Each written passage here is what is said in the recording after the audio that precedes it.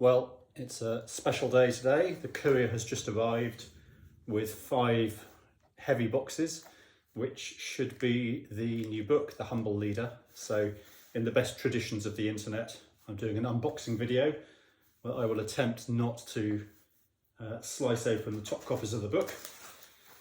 So I've been looking forward to this arriving for a while.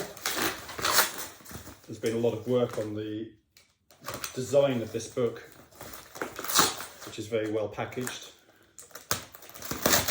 It's a little hardback book that builds out of the quiet leadership work, which looks at kindness, fairness and humility. And here it is, the very first copy of The Humble Leader. I hope you can see that. So it's just a little hardback book. It's only 3,000 words. It's a guided reflection. You'll see I've taken the leaves out of the quiet leadership work, but switched them into these pen and ink drawn illustrations. Of course, I cheated. I drew these with real pens, quite large, A3 size. So by the time they're shrunk down here, anything looks good when you shrink it down small.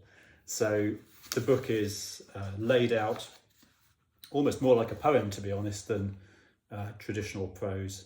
There's not a lot of content, I guess. There's a lot of space. It's this guided reflection. It just looks at different aspects of humility. And I've kind of set it up so that you could draw on it, write in it, graffiti it yourself, or kind of read it and sit down with someone for a cup of coffee to talk about your understanding of humility in our leadership. It's an odd, soft term, really. In the research for the quiet leadership work, people describe overwhelmingly that they value humility as a trait in leaders. However, there's quite a broad range of definitions of how people see it working and what it is. So I guess that's what this book is intended to support, is that personal reflective journey. I guess this is my personal reflective journey, and I hope people find some value in it. I'm a bit nervous.